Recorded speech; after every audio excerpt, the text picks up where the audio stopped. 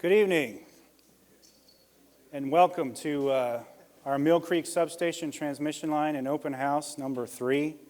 As you can see by some of these cameras around the room, this is being televised live, so I'd also like to welcome the people who are at home viewing this on television. A couple things I'd like to ask is that you please hold your questions until the end of the presentation, and if you do have a question, please come up and either speak into this mic up front here or this mic in the back row here so that the people at home may be able to hear your questions as well. I'd like to do some brief introductions. My name is Ryan Williams. I'm the Assistant Director for the Water and Light Department. With me this evening, I have David Storvik, our Engineering Manager. I have Adam Schuttler, our Transmission Planner. I have Connie Kaprowicz, who is our Utility Service Specialist in charge of Public Relations. And I have James Rowden, another staff member who is helping us with some of the coordination of the events this evening. Also, I have some members of our consultant with us this evening from SEGA. I have Mr. John Clayton and Steve Rodick. Some additional housekeeping items I'd like to go over before we continue into this Interested Parties meeting. First, I'd like to stress that this is an Interested Parties meeting. It is not a public hearing. It is required by Chapter 22 of the City's Code of Ordinances. It is an opportunity for Water and Light to be able to share information with the public, as well as an opportunity for us to be able to gather feedback from you. The public hearing will be scheduled sometime later this winter or possibly early next spring. That is where you'll have your opportunity to speak directly with the City Council. Official comments will be documented by one of the following methods from this evening's Interested Parties meeting. We have an online comment form. This online comment form can be accessed at the address that you see here. After this presentation, we'll be handing out a comment form if you prefer to fill out a paper form. We can also accept email at the email address that you see here, and we always will accept written letters at our address listed below here. If you're interested in receiving project updates, we have a webmail service that you can register for at this webmail address here. And the city also has a transmission line webpage, which can be accessed by this address down here. Kind of the outline for this evening. We've already been through kind of a open house period from 6 to 7 this evening. This gave us a chance to kind of interact with you personally and for you guys to view some of the displays that we have out in front. We have this presentation, which should last from approximately 7 to 7:30. I'll try to answer any questions afterwards following that, and then we'll have conclude the evening by additional open house session. Kind of some of the background of this project. In 2007, we discovered that there were 2 issues that we were beginning to see in some of our future planning studies.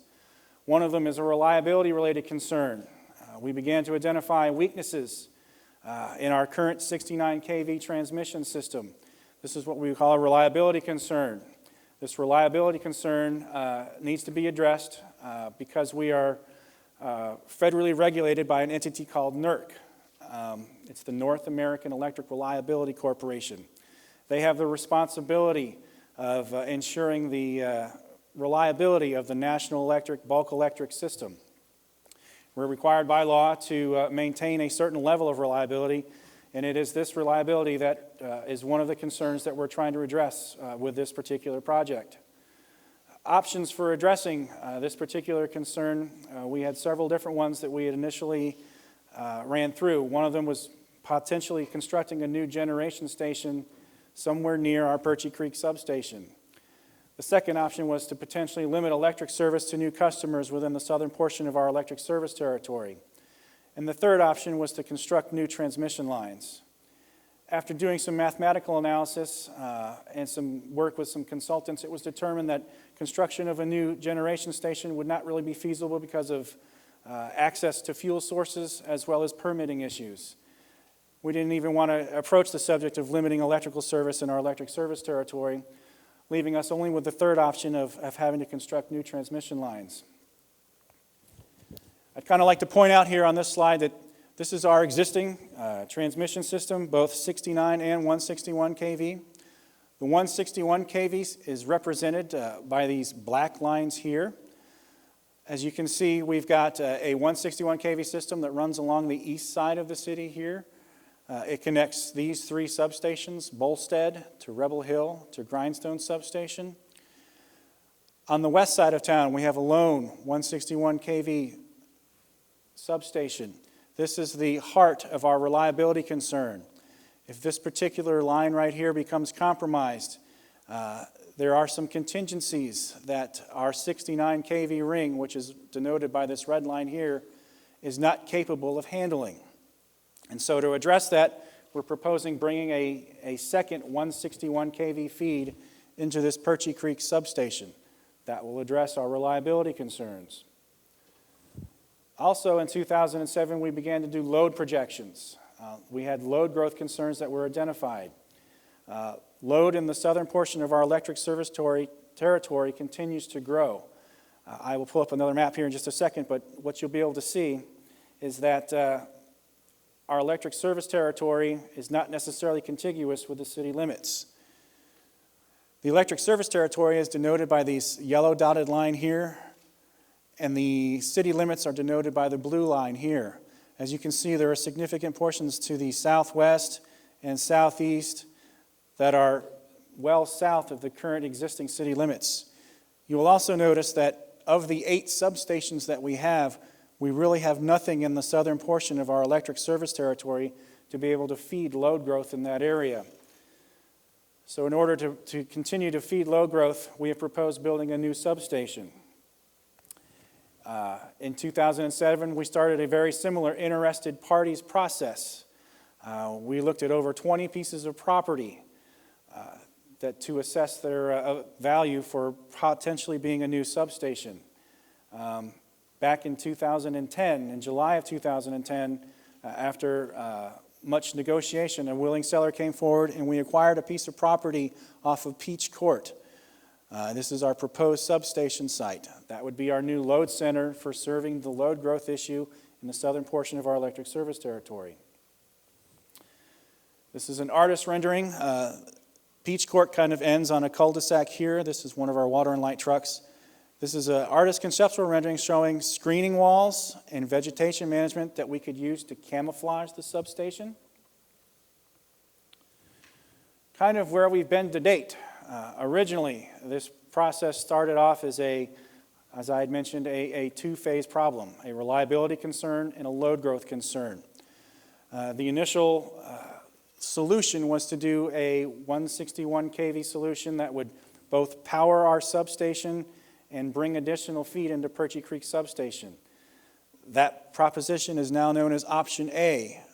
As you can see from Option A, we had a route study that we put together with several different options for routes to get to and from the new substation and to Perchie Creek. We hosted an open house very similar to what you're attending this evening. From that, we gathered feedback from the public and were able to use a decision matrix to create a report that went to council. We had a work section and report that went to council in 2010. An additional final report was authored and delivered to council in April of 2011 on the selected A routes. At that particular council session, we were directed to see if there were any other options that might be available to solve both of our problems. We went back, did some future transmission planning studies, and determined that there was a different solution, a way to solve both the electric reliability problem and the load growth issue using a combination of both 161 kV lines and 69 kV lines. Similarly, we did a route study with that and had several different lines for both the 161 kV portion and the 69 kV portion offered. We did a route selection interested parties open house, very similar again to what we had this evening. Again, we gathered feedback, collected that, delivered it in a report to City Council. That was done in April of 2012. That brings us to this place where we are here, which is the intent and purpose of this meeting this evening, is to share with you the results of what we found. Option A, at the open house, we had the meeting in October of 2010. Again, like I mentioned, we had presented all of the Option A routes. Since that time, we've gathered the feedback from the public and have been able to determine the most publicly acceptable routes. We used a decision matrix that was formulated by our consultant to do that. We have then presented those routes to the City Council in April of 2011. The identified routes out of that selection process are shown here. Again, this is a 161 kV solution. It solves both the load growth issue and the reliability issue with the addition of 3 161 kV transmission lines. One would be going from McBain substation here to Mill Creek as designated by this blue line. One would be going from our Grindstone substation to the Mill Creek substation as designated by the red line. And one would be going from the Mill Creek substation to the Perchie Creek substation as designated by the green line. Similarly, with option B, after being directed by the council and after performing several transmission planning studies, and we determined that it would be possible to solve both the reliability issue and the load growth issue with a combination of 161 and 69 kV lines. We held a similar open house as we have this evening.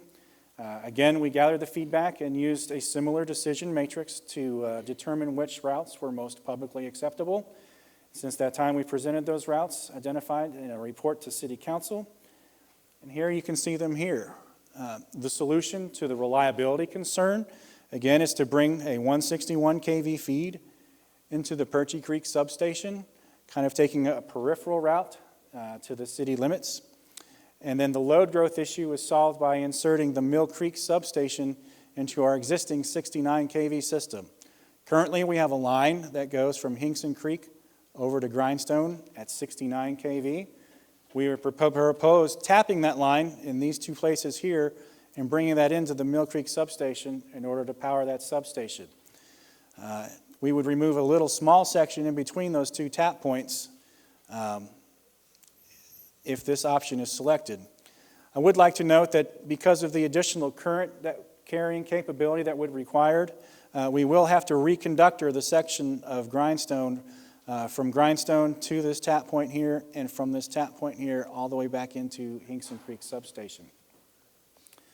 As we put this option together, we began to notice that this particular section of the blue line here actually runs along some currently owned city property. A question was raised, well, is there some additional city property that you could run that along that would have the route contained more along city property? It turns out there is, and we're calling that option B2. It's considered as an alternative for option B, and it only impacts the 161 kV portion of option B. We're using that to go along some existing city-owned city property. Approximately 37% of that alignment could be constructed on currently owned city property. That city property is consisted of the wastewater treatment plant, some of the wetland cell areas, and our water treatment facility located down in McBain. This route is approximately 28% longer than the current identified route for option B. And that's one of the reasons why it wasn't considered initially with option B, is because of its additional length. It should be noted that this particular option also runs the line very close and actually crosses the KT and MKT trails in certain places. As I'd mentioned, the option B2 is really the 161 kV portion of the reliability solution. And what it does is it routes a 161 kV line from McBain substation through this green shaded area here, which is all currently owned city property, back into Perchie Creek substation. The 69 kV portion is identical to option B. So the 69 kV portion from option B and B2 is identical. The only difference between the two is this 161 kV portion here.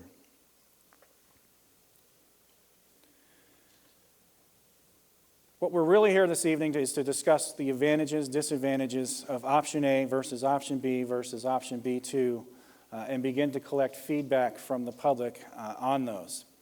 Some advantages that we can see from option A. Option A was our original option. It was the option that the city had determined to be the best engineering solution for several reasons. One is it provides the longest term support for load growth in the southwest area.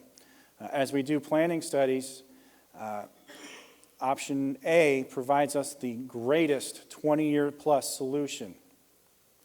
Option A also has some advantages that it utilizes developed right-of-way corridors which are the easiest for our department to maintain. It also provides greater reliability with fewer contingencies for outages out into the future than some of the other options. Since it was our original proposal, we can't find any disadvantages from an engineering perspective with option A. From option B, there are some advantages and disadvantages with option B. Option B does technically solve our problem, both of them. It solves both the reliability and the load growth issue. It too utilizes some of the existing transmission paths and corridors. And it's slightly shorter in overall length. Some of the disadvantages for option B from an engineering standpoint is we can see already that in the 10 to 20 year time frame, there will be some additional portions of our 69 kV system that will need to be upgraded. This means that this option B is slightly less reliable than the option A is. It's also got some cross-country paths that go along with it. Those are more difficult to maintain than ones that go along the road right-of-way. Similarly, with option B2, the advantages, of course, are the same as option B with some additional ones. One being that it utilizes existing city-owned property. Like I had mentioned before, approximately 37% of its length is along currently owned city property. Easement costs are anticipated to be lower because a greater percentage of the line will be on city-owned property. Some of the disadvantages for option B, again, they're identical, the option B2 versus option B. The disadvantages are identical as option B, plus a few more. As you can see, it does go down through some wetland areas and by the trail. And it's also slightly longer. It's approximately 28% longer than the original ones proposed in option B. One of the big questions that we hear is can't we just bury the lines? And of course, the technology is available. And we figured that we would share the information on some of the advantages and disadvantages of burying the lines. Some of the most noticeable advantages are, of course, the lines are underground. You don't notice them. They have less opportunities for physical damage due to weather and other circumstances. They have less overhead vegetation management concerns. We don't have to do property, right-of-way clearing like we do with some of our overhead lines. Some of the disadvantages: price. They are extremely expensive to build. Service life. These lines typically have about half the service life of overhead lines. Overhead lines are constructed of basically bare conductor hanging in the air. This allows them to dissipate heat very well. Underground lines are buried fairly deep and are encased in heavily shielded cables. This is not very conducive for dissipating heat, and that's what degrades the life of the cable. It's also very laser intensive and more expensive to maintain. The construction of this requires us that there's basically a vault placed every 1,500 feet or so that we have to have our splices in. These splice points need to be maintained on a periodic basis, whereas the overhead splice points do not. The invasive construction techniques. Underground lines are buried much deeper than our current distribution system undergrounding. They're encased mostly in concrete. There's lots of concrete that needs to be used in the construction of the cableways that are used for the underground construction. There may be some vegetation management issues that limit the type of vegetation that would be allowed to grow on top of the lines. And it may actually restrict land developments. After these cables would be buried, the options for regrading the property might be extremely limited. We're also here to talk about cost this evening, and I'll have another slide here that has some more detailed information, but some of the things we're going to look at is, one of the things I'd like to point out first is that the electric system projects are not paid through taxes. They're paid through utility rates. Some of the lowest cost funding methods for doing a project of this would be a voter-approved bond issue. Again, pointing out that undergrounding the lines is a viable option, but it is a more expensive option, costing somewhere between 7 and 10 times as much.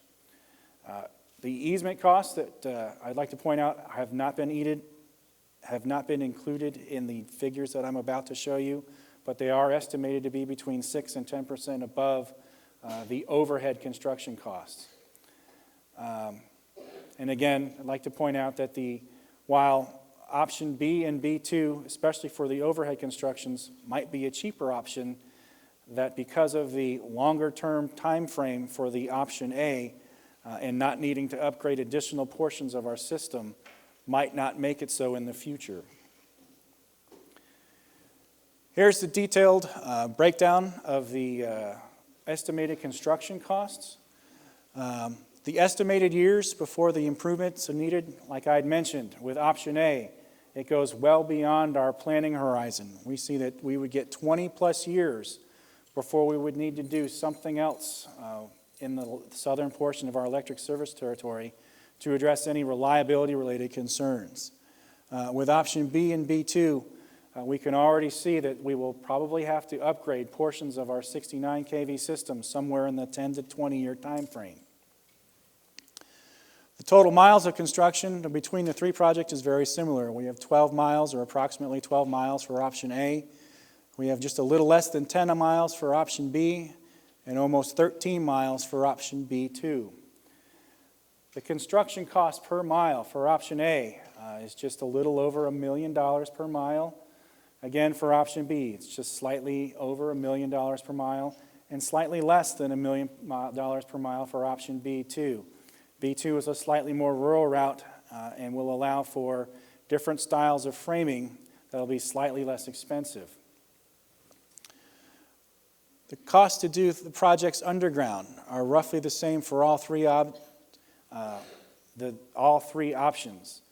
The 69 kV and the 161 kV cables are roughly the same price. We have to put in just as much concrete and conduit into the cableways as we would for either option. And so the price to underground A, B, or B2 per mile is practically identical, just a little over $7.5 million. Currently, we have just a little over 46,000 customers that we serve. And when we do this project, we have to spread the impact of the project across all of the ratepayers. The total cost per customer per mile for overhead construction would be $23.48 for option A, $21.99 for option B, or $20.58 for option B2. The cost per mile per customer for underground construction would be $164 for option A, B, or B2. The total cost for overhead is currently estimated for option A to be just a little over $13 million. For option B, it's just a little more than $10 million. And for option B2, it's just a little more than $12 million.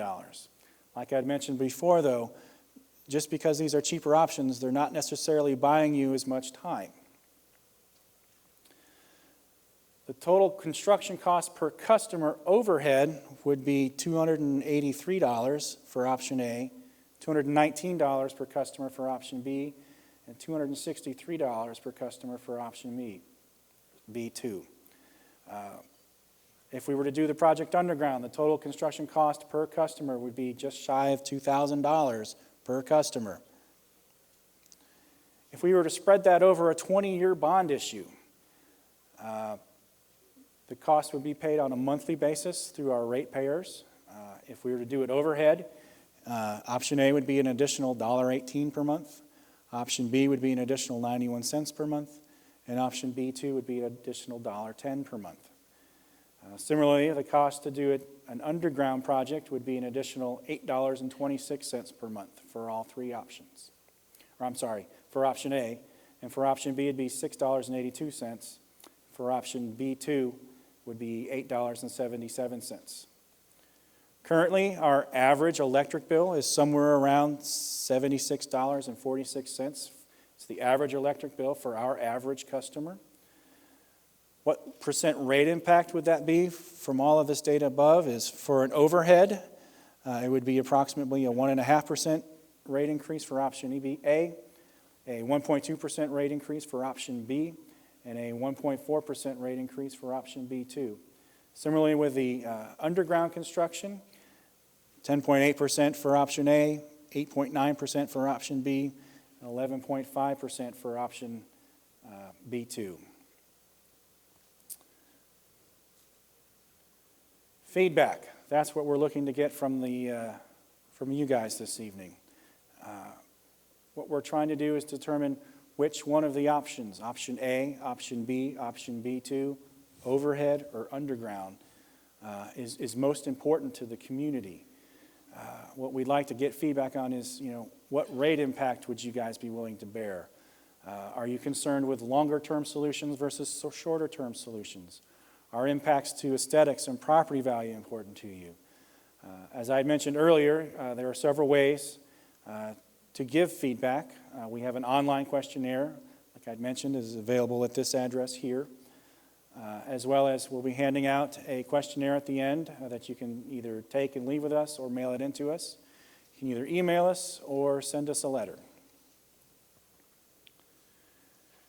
Kind of some artist renditions of what these lines might look like. I think we have committed to where there are distribution circuits along the lines. We've committed, if we are going to build overhead, that we would bury the distribution circuits so that only the overhead transmission circuit would be left. And as you can see, that leaves a single pole line with the 3 phases of the transmission line on the pole.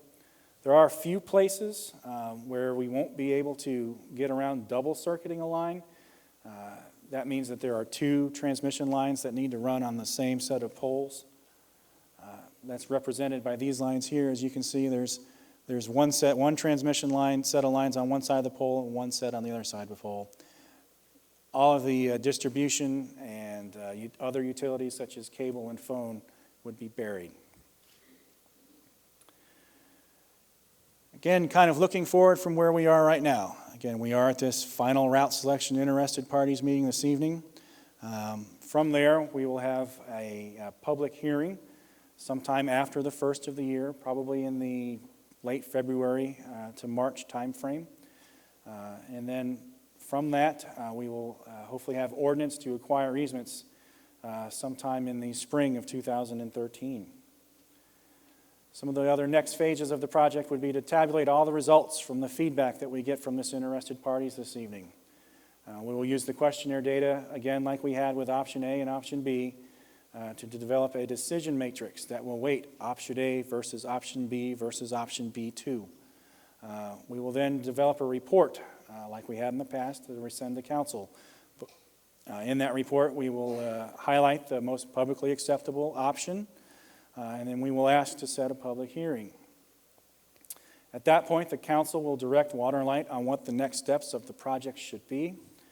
Would like to note that our online feedback questionnaire will be available until December 31st. And with that, I'll open it up to any questions that there may have. I'd like to remind you that please, in order so that the people at home might be able to hear what your question is, would you just please step up to the mic and ask your question in a mic, please?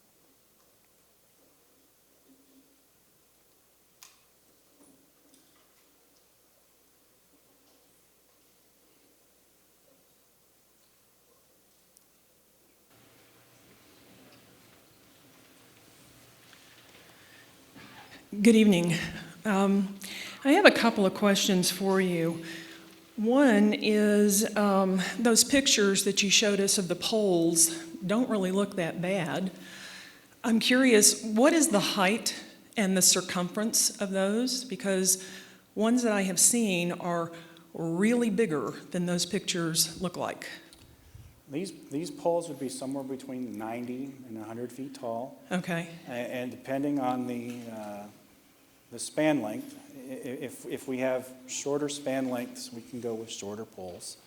And depending on the nature of the pole, if it's a tangent pole where the poles can run all in a straight line, the poles will be narrower, maybe somewhere in the 24 inches in diameter range. Large corner poles can be 48 inches and larger in diameter. It really depends on the number of angles that these lines have to take and if we have to have one or two transmission circuits on them. So they are definitely bigger than those pictures lead me to believe, I think.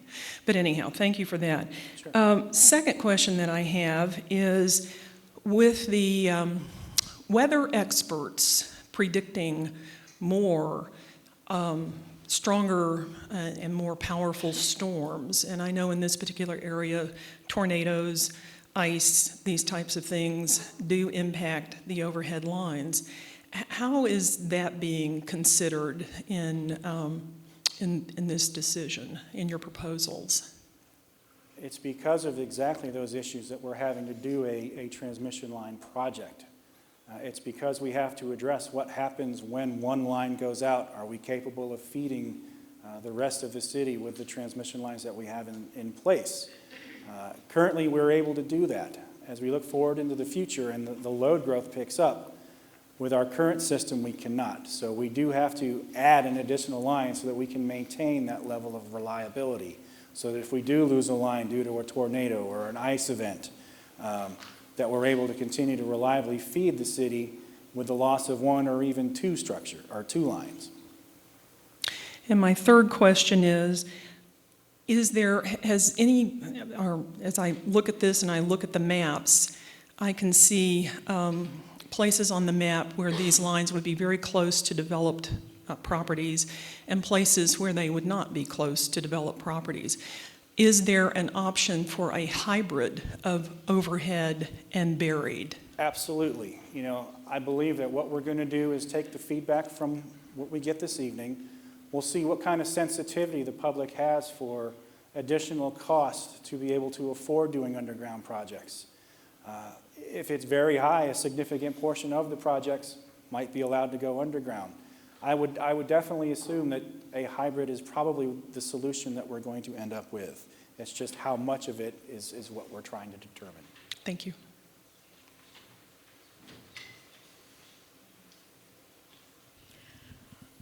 She partially asked one of my questions, and that is that on the hybrid lines, the figures that you gave us for each different line, whether they're underground or overground, you were basing that on the whole line being underground when you gave us that figure, weren't you? Correct. So that's kind of misleading because there's probably no place where we'd really need to do that.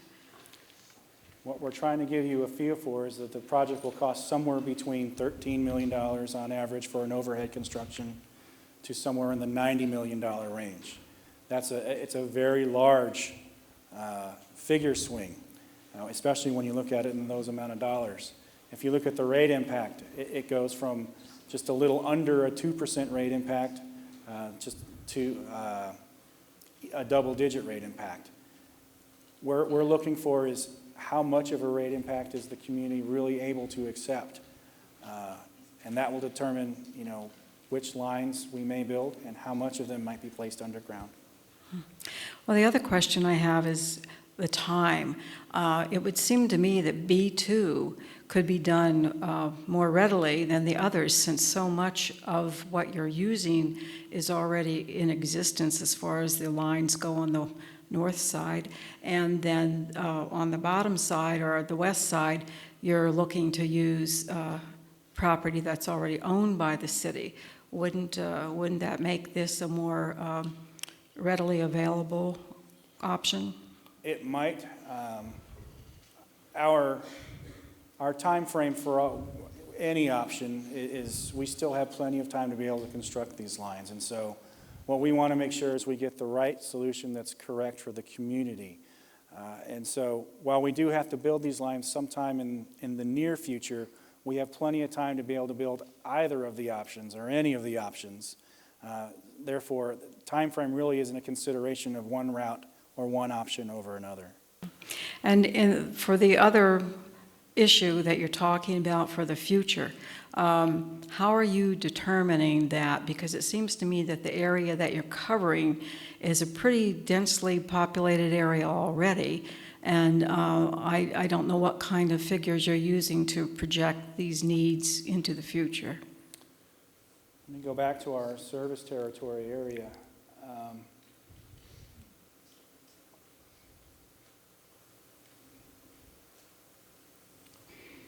As we're required by our federal regulatory body to plan as far as 20 years in advance for load growth and reliability.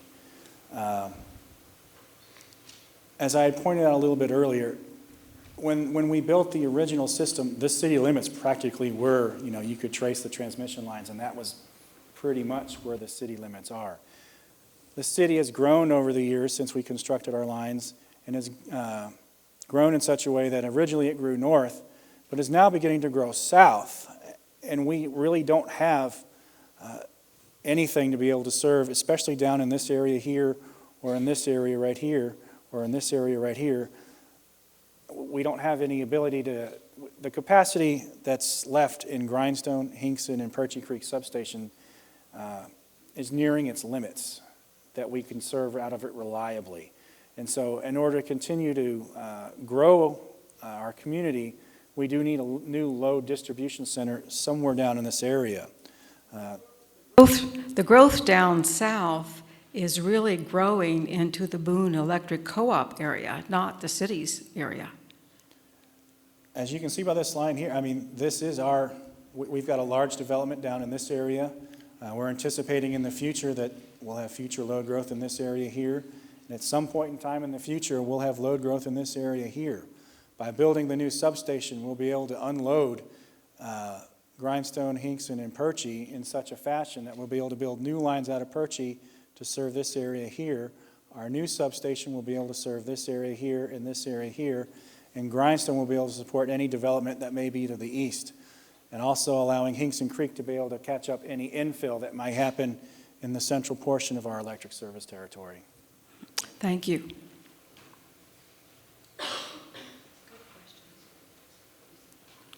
Hi, I have a few questions about electric magnetic field exposure. I think most of the people will probably agree that they don't like to have transmission line running too close to their house of that concern. Do you have consideration in terms of how close of the developed area should be distance from the transmission line? If it's actually too close, would that be, because the property value probably going to go down. So would that be also considered as part of the easement cost? Sounds like you've got several questions. Yes. One related to electric and magnetic fields. They are two separate entities. Electric field is a property of the voltage level of the line. That's why the higher the voltage of the transmission lines, they're placed higher in the air so that the electric field that's experienced on the ground is approximately same no matter what the voltage class is. The magnetic field is a property of the current that runs through the lines. And so just because the lines are higher voltage doesn't necessarily mean they support more current. In fact, it's quite the opposite. Generally, the higher voltage lines have lower current. And so you'll be susceptible to a larger magnetic field generally by the overhead distribution lines than you would experience from being the overhead transmission lines. Now, if you underground these lines, yes, it does. It cancels out the electric field almost entirely because of the nature of the undergrounding and because of the proximity of the lines in the cableway. It does cancel out most of the magnetic field, but you are a lot closer to it as well. As far as the effect on property values, we will compensate property owners through our easement acquisition process. In terms of the last part of your answer, how close is the house will need to be at the transmission line in order to be compensated in a way? Well, like with any project that we would do, either an electric line or a water line, we need to get an appropriate easement for that particular type of construction. The type of construction we're looking at mainly overhangs the road right-of-way, which should require us to have minimal easement acquisition from property owners. At this point in time, we're estimating somewhere about a 25-foot easement acquisition for either overhead or underground construction. But it really will depend on the type of construction that we're allowed to do, the number of poles that you have in a particular span. The more poles you have, the smaller the blowout is on the lines and the smaller amount of easement that we would be required to get if we did overhead. With underground, obviously, it's completely buried.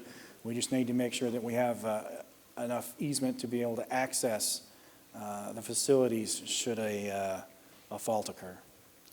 So if the line goes underground, so can we say that we don't actually need to concern about the magnetic field so much? Both the electric and magnetic field are dampened by placing them underground. However, the electric field is almost completely eliminated. It's the magnetic field, again, property of the current, but because the lines are so close to one another, it begins to cancel each other out. So the exposure is potentially less. However, you are closer to it. Would you have the number later on that how much is going to be canceled out? I think, Steve, would you be willing to answer a more particular question about EMF? Steve Rodick is with our consultant, Sega. He's consulted on many EMF projects in the past.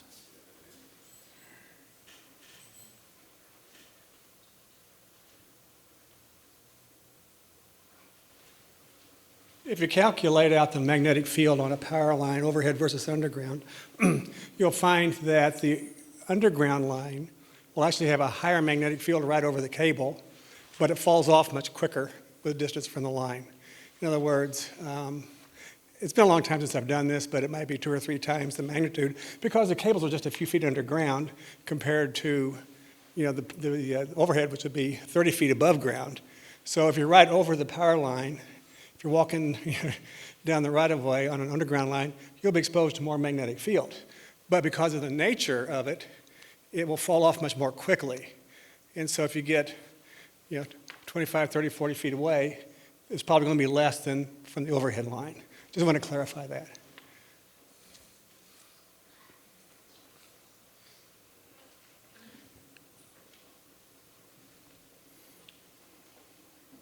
This is a related question. Sure. In placing the substation near the Mill Creek Elementary School, have you calculated the electric and magnetic fields? And the reason I'm asking is there was a similar situation in California many years ago, and it did not turn out very well. At this point in time, we've not done an electric or magnetic field calculation. However, Steve, could you give any kind of inclination what it may be? The distance to the school is several hundred feet.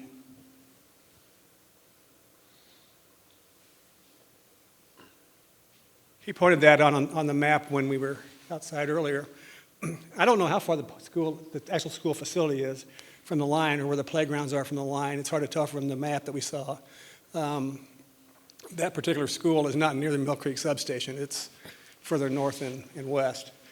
But we have done no magnetic or electric field calculations at this point. I don't know if you even know what the currents might be on the lines. I mean, that certainly can be done. We can calculate what it would be at the school building, at the playgrounds, and so on. But we haven't done any of that yet. And I can't remember in my head what kind of numbers I've done in the past. Would you experience it typically at distances at that length? Don't they become negligible at 200 and 300 feet away? Oh, yeah. If you're going to be 200 or 300 feet away, I wouldn't expect much of anything. Yeah. So there are 3-dimensional codes we have now that can easily calculate that. And you may want to take a look at it. But there was also an issue of locating similar lines near schools in California. And it wasn't the electric and magnetic fields. They thought it was the ions and corona that caused the problems. So you may want to talk to some of us afterwards. Okay, you're talking about something totally different than electric and magnetic fields. You're talking about ions and corona. Ions are a factor with HVDC lines, direct current. These are AC lines. You're not going to have any ions. Basically what happens under high voltage, Corona occurs when there's a partial discharge between the conductor and the surrounding air. And that can create ions. With AC, every 60th of a second, there's a change in voltage from positive to negative to positive, negative to positive, negative, and those charged particles recombine so where there's no ion drift. On HVDC, because the current is positive on this pole and negative on this pole, those ions can drift and so on. This is not a DC line. There are very few DC lines in the country, and this is not going to be a factor here. Now then, as far as you mentioned Corona. Corona is that partial discharge, and what it typically can do is cause noise, either audible noise, you can hear buzzing, or radio or television noise. These lines are going to be of such a design and conductor size that should not be an issue here. Only under foul weather conditions where the conductors get wet might you hear the line buzz, and the electric or the radio and television noise might be a little higher. Under fair weather, I doubt that you'll even hear it. If you go out to the existing 161 kV lines or 69 kV lines that the city has, I don't think you hear much noise. And they should be probably even quieter because they're going to be bigger conductors. Well, as an electrical engineer that's worked in high voltage for 30 years, I would like to see some numbers on the Mill Creek substation, and I would like to also see some electric field calculations and magnetic field calculations done on the lines that you're moving through the city.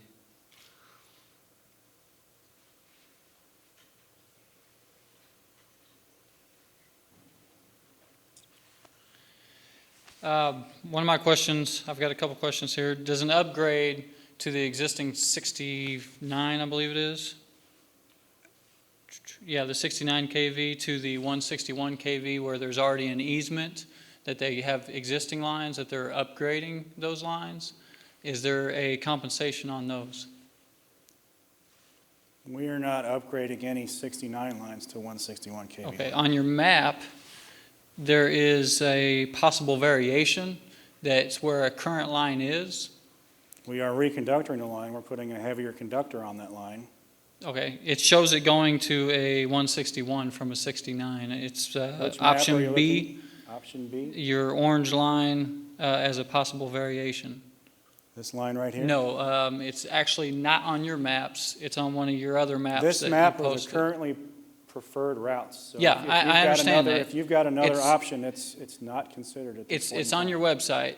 It's under option B, and it's listed as orange line 161 kV route possible variation. I've You sure I've it's got it not right an here if you'd option like to A look route? at it. I'm You sure it's this 100% nut sure. line I'm right looking here? at it right here. It's on your website. It might be one of the original routes from option B. Like I mentioned, this is the current most publicly acceptable routes for option B. Well, as I stated, it's listed as a possible variation, which leads to my next question. Also, the likelihood of using the possible variations that are listed. You're looking at the original option B proposal. That's what we had an open house on that last year. If you probably scroll down more, we have all of the history that we've ever done with this project listed on our website. So we should have all the information from option A, all the information from option B, as well as what the preferred routes are for option A and option B. These are the preferred routes for option B. There are no alternatives that are currently proposed other than these. So all the variations have been eliminated then? Only what is shown So here. exactly what you're going through with us is strictly what you're going to stick with? Correct. These are the most publicly acceptable routes that Okay. we've identified during this process. And so none of these are replacing existing lines either? We're not going to be replacing any existing lines. We are going to be tapping into an existing line right here, but that's still all going to be at 69 kV. We Okay, are not on- going to be upgrading any of this, Okay. other than putting a larger conductor on the poles. On your neon green line along Chapel Hill? Correct. And area over there? Yes. Is there not an existing line there now?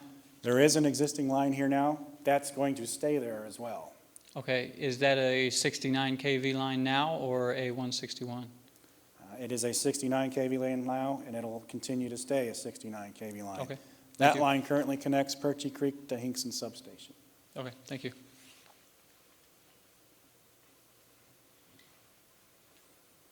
Earlier, Boone Electric Cooperative was mentioned, and Boone Electric serves quite a bit of the area coming down Scott Boulevard and to the south. How does the city interact with Boone Electric? And I'm particularly interested in the fact that Boone Electric has buried a lot of their transmission. So how do you guys work that out so that you're not going Boone over Electric doesn't the own same any territory? transmission. Boone Electric is a rural electric cooperative. They do not own any transmission lines. Okay. All of their lines are distribution level lines. They, like us, have an undergrounding program, and they underground portions of their lines every year. Again, but those are distribution level lines. What we're talking about here are transmission level lines. Okay, thank you.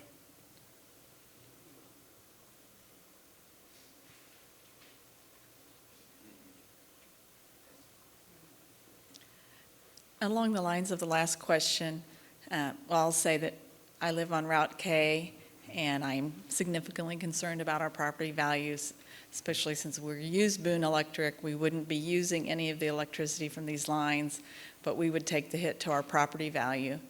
And so, very briefly, you mentioned that along the line that these new lines are placed, the other, like the Boone Electric lines, phone, cable, would be buried. Are the costs of burying those lines included in any of this analysis? The cost for what we have currently is just for the construction of these lines. It would add approximately about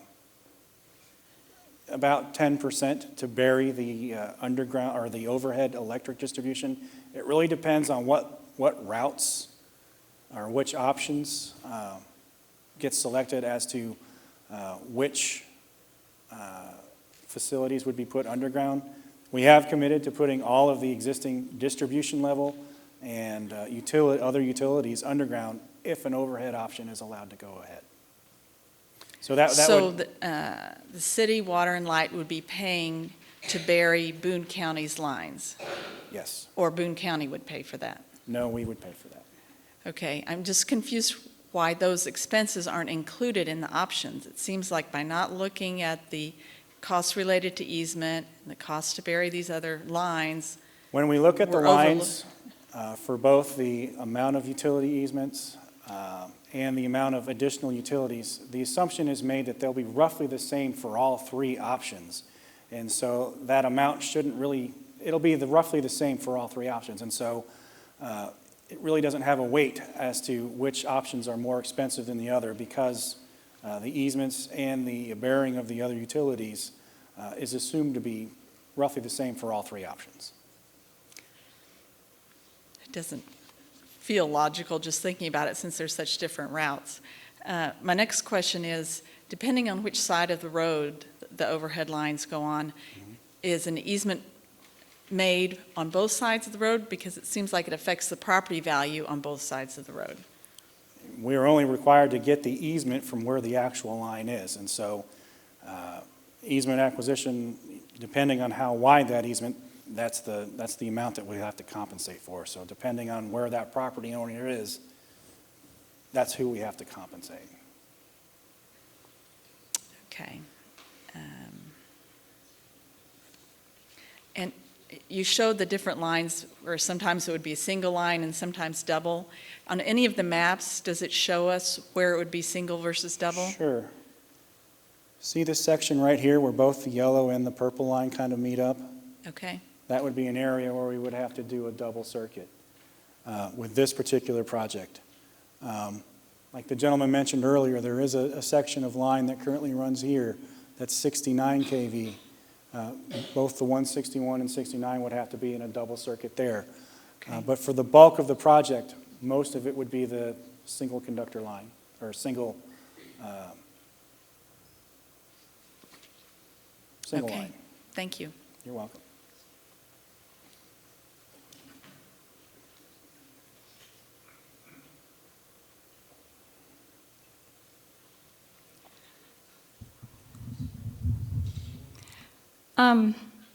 I would like to add to the gentleman, the electrical engineer's concerns about the electrical and magnetic fields and the other health concerns that he had.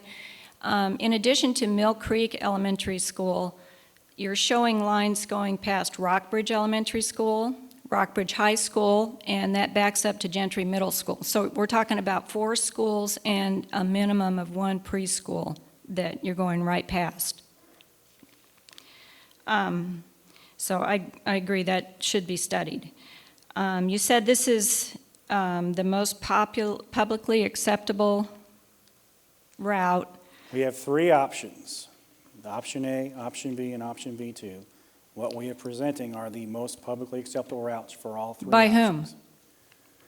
Publicly acceptable by the City of Columbia or the Power and Light? I believe most of these people live outside of the city limits, and we don't even participate in the Columbia Public, the utilities. Like we're having this evening, we've had 2 previous interested parties meetings where we gathered the feedback. We analyzed all of that feedback, and so regardless of whether you're a Water and Light customer or a Boone Electric customer, we take that feedback into consideration. And so after analyzing all that feedback, it's the people that attended those interested parties meetings that had an input into which lines were most publicly acceptable, and those are the routes that we're presenting this evening. Okay, so our property is not within the city limits, but we fall right on Route K, and so one of these routes could potentially dictate that you're going to take a 25-foot easement off of our property and construct a pole that is 10 stories tall on our property, and we have no say in this? I would suggest that the city council is willing to hear opinions of not only the citizens of the city of Columbia, but also the citizens of the county that might be affected. All they ask you for when you come to give your opinion at a public hearing is what your address is. They don't discriminate as to whether it's inside the public or inside the city limits or external to the city limits during their input process. Well, I don't feel that that's right, that they can dictate what's going to happen to our property. And it's going to be aesthetically horrible to have a 10-story pole on our property, and it's going to decrease our property value significantly. That's the whole purpose of the easement acquisition process is to appropriately compensate property owners who may have facilities on their property. Now, we don't have to place a pole on every piece of property. It depends on the span Well, even if it's our lengths, next door neighbor. the span lengths could be several hundred feet apart. It may be several parcels of land that get skipped. It really just depends on the construction techniques that are considered, how tall the poles need to be. We could go with shorter poles and more of them, or taller poles and fewer of them. Or you could keep it on city property. Thank you.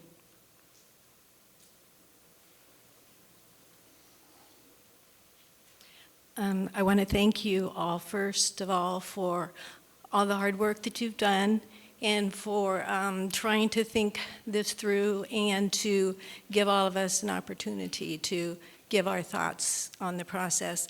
I am totally opposed to option A because the evidence is not conclusive with respect to the health effects of the electric and magnetic fields that goes right down through very populated areas. I know that it's already there in some cases, but the other thing I just kind of have trouble understanding is in option A, if you would take it all the way down Scott Boulevard, we just spent millions of dollars to bury all the utilities along there. We have a median full of these light poles, and then you add additional things like this to it. That's aesthetics, I know, but I think we have to take that into consideration. And then I would also just kind of like to ask, and I've talked to you about this earlier with respect to burying cables and things like Scott Boulevard. We just went through all of that for 2.5 years, and is there a way to coordinate on some of these things, knowing that there's a possibility to have those conduits or whatever put in at the time that's done, and then you can just feed cables through it, or is that not realistic? So if you would just address that, I'd appreciate it. I would say that we're constantly looking at ways to improve the coordination between departments. The problem is, you know, our funding mechanism and funding mechanisms for other projects like road and sewers don't always necessarily align, as well as some of the planning horizons. What may be popular for load growth where we have plenty of capacity now may need sewer and water and other projects may change from year to year. And so it's very challenging to predict where facilities will be needed in the future. While we do our very, very best to coordinate with other departments, sometimes it's just, like I mentioned, very difficult and challenging to get not only the planning horizons to align, but also the budgets to align as well. It's just a process that we wrestle through every year. And, you know, I'd like to hope that we, looking forward into the future, that, certainly from our transmission planning perspective, this will probably be the last project that we have to do in the southern portion of our electric service territory for 20 plus years. Now, I don't know what road or other projects may come through, but, from our standpoint, if we get these projects done, our reliability and load growth issues, unless, something happens that we can't foresee, some new load that's extremely popular, flying electric car, I don't know, it happens that, that the current system is not really capable of supporting it and we have to upgrade it. Barring that, we don't see any upgrades that'll be required once we get this project done. Thank you. Just one more comment. I just think that these new lines need to be on the very outskirts of the city, not where the city already is. The city needs to go toward them. Thank you. Russ Crane, I couldn't disagree more. I live in Route K. I've lived in Columbia almost my entire life. I found some comments that you made very interesting. You were talking about the projected growth west of on Route K. Living out there and knowing that the Doherty residents or the Doherty property along Scott Boulevard, it's very limited in the growth that's going to be there. It's very limited in the growth that's where we are currently. I can't see much growth beyond the Cascades as you move west along Route K. So I would really refute anyone to argue that we in the county, us sitting out here, to bear the burden of having these power lines placed within our property. And I say this because I was looking at a Wisconsin study recently, urban settings, people move into these settings because they want to get away. They want to be away from these type of things. And they incur a greater loss to property values than those people within the cities. They'll see anywhere from 25 to a 30% decrease in the property values. In addition to that, you're going to see wildlife or things that are going to be out in this area within the MKT trail. They're going to be affected by this. And you're going to see, I believe what I was reading in Wisconsin, metal barns, et cetera, will take upon part of that electromagnetic field and it will project it into dairy farms in Wisconsin, and they had some problems with it there. I don't know if there's any dairy farms there, I'm just saying. But I do wonder is, do you have a projected growth of the area west of McBain substation? All I know is that we're planning to, going back to our electric service territory, we have to be able to serve what other load develops in here, and develops over here. And currently, we're limited in our capability to do that. The proposed substation is located kind of in the centroid of that entire area. From there, we'll be able to feed down to this area here, feed down into this area here, and then unload the current Hinkson Creek and Grindstone substations.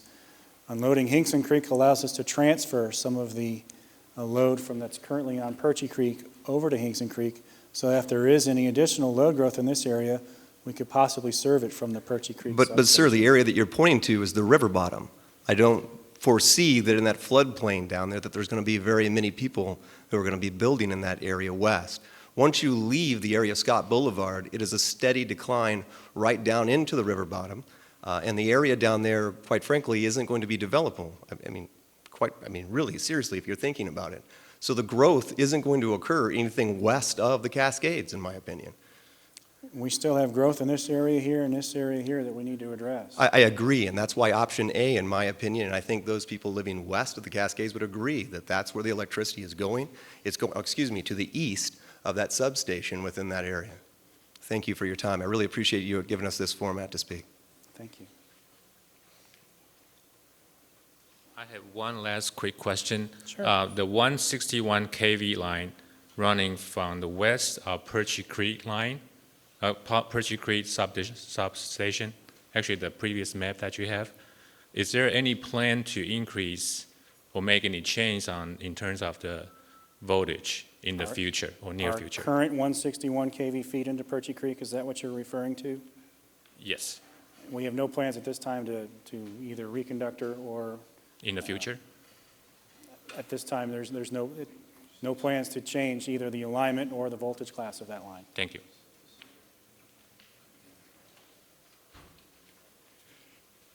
In response to a couple of the comments made just a little bit ago, can I clarify a couple things? One, the Wisconsin stuff with dairy farms, that's what's called stray voltage. That's a distribution level problem. It's neutral currents. Transmission lines don't have neutrals. They don't have neutral currents. So stray voltage is not a factor at all with with transmission lines. The second thing has to do with magnetic fields. Letty a little bit ago mentioned that the 161 lines are going to be more impactful that way. It's just the opposite. For a given load between point A and point B, the higher the voltage of the line, the less the current, hence the less the magnetic field to carry that load. I worked on a project back in the mid-'80s in Austin, Texas. It was a 345 kV line between point A and point B. We had the line designed, we had poles on order, we had conductor in the yard, ready to build this line. Then another line the city of Austin was going to do got into a big public brouhaha, and the city council said, we're done, no more 345 kV lines, everything's going to be 138 kV. So the line that we had designed and getting ready to build was built as a 138 kV line. The difference in voltage is about a factor of 3. It had to carry the same power. And what the people didn't know, because nobody told them, is that the magnetic fields were going to be triple what they would have been had it been a 345 kV line. So just understand, the higher the voltage of the line is going to reduce your magnetic fields substantially compared to a 69 kV line carrying the same load. Now, the electric fields will be higher, proportional to the voltage. But the health effects issues, if there are any, and I don't believe, haven't studied it for many, many years, that there are any health effects, or at least not significant enough to know, have been focused on the magnetic fields. And so the higher voltage lines should be, I would say, more protective than a 69 kV line for carrying the same load.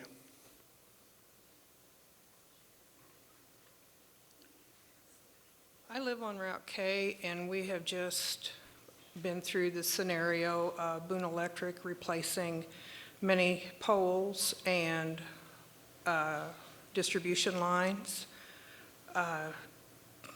Is there any way that if this does go down Route K, that two, quote, electric companies, utilities, however you'd like to say it, would be using the same structures?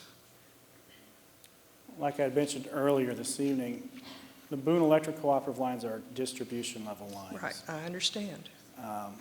Where there are distribution level lines, and we would be placing overhead transmission lines, we are offering to bury the distribution lines so that the only thing that would be seen would be the overhead transmission circuits. So they still could be on the same side of the road, correct? Yes, they can be on the same side of the road. Okay.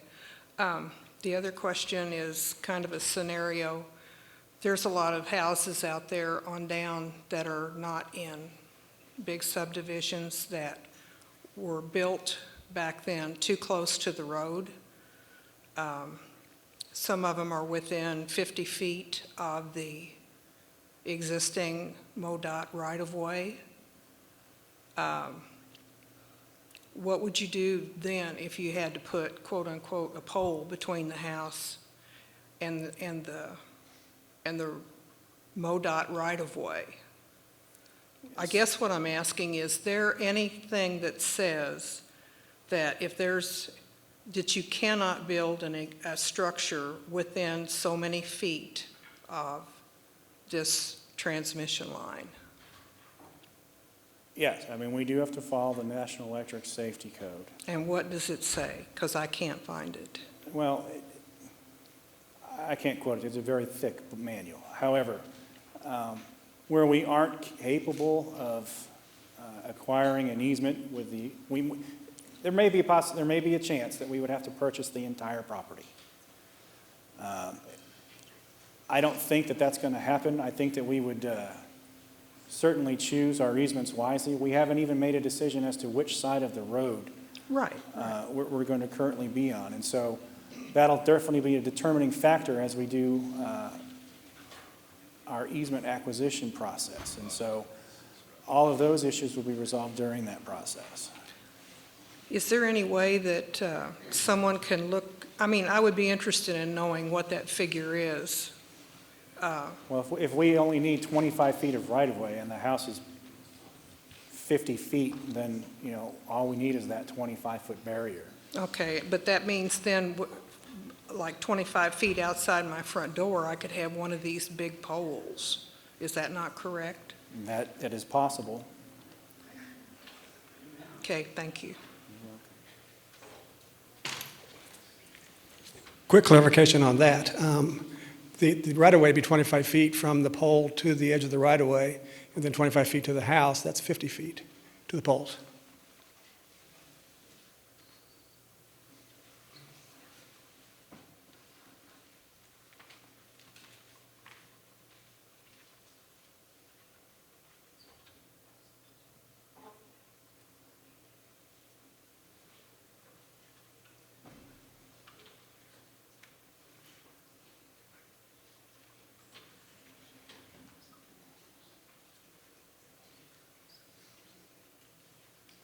I'll add just one more thought. I can understand this woman's point of view whose thought was these lines should be further away from the more populated areas, and I can understand her point of view.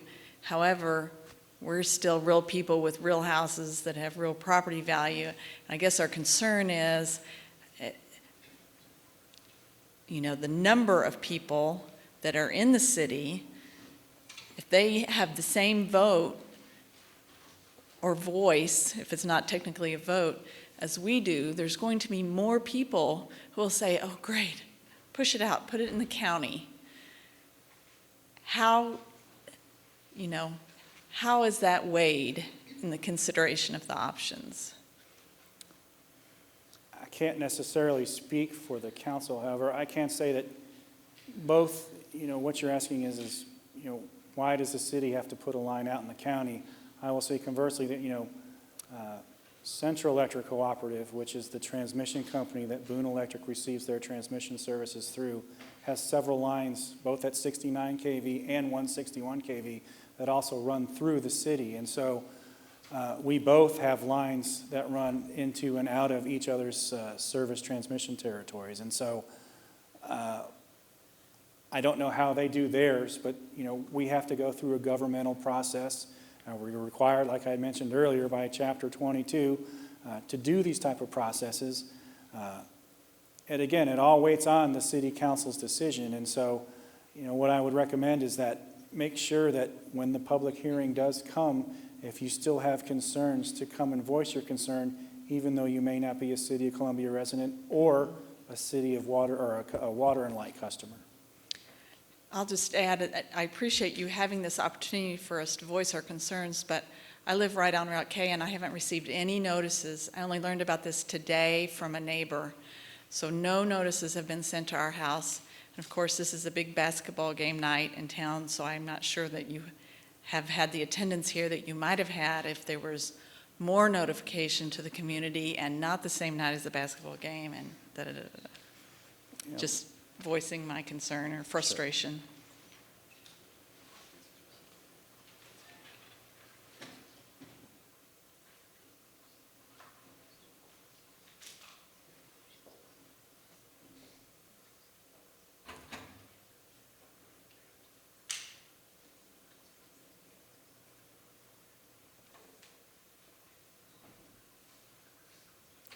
If there are no more questions, I'd like to thank you all for coming this evening. We will be here till 9 o'clock answering questions again out in the lobby. Please feel free to look at any of the exhibits or ask any of our subject matter experts any additional questions that you may have.